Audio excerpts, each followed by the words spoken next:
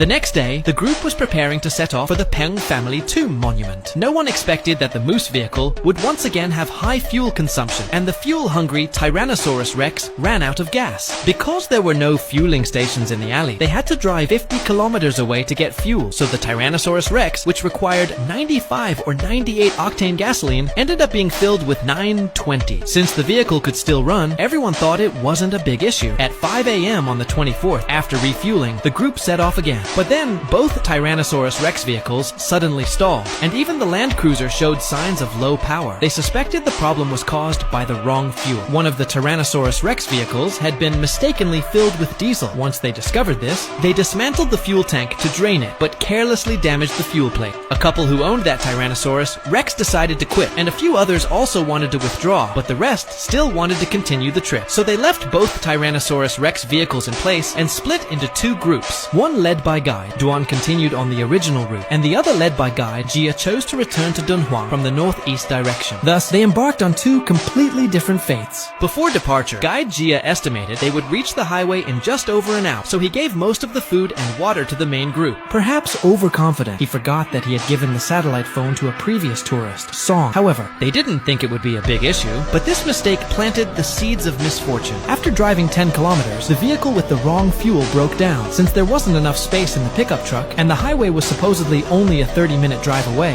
Guide Jia decided to leave the three people in the Land Cruiser where they were, and continue driving the pickup truck with the other three, promising to return with a rescue vehicle within 2 hours. Just in case, he also gave most of his food and water to those staying behind. But as luck would have it, after 30 kilometers, the pickup truck got stuck. The group was at a loss. Once again, the guide made a poor decision. Believing they were now very close to the highway, he decided to set off on foot alone, instructing the other three to stay put. In reality, they were still 30 kilometers away from the highway.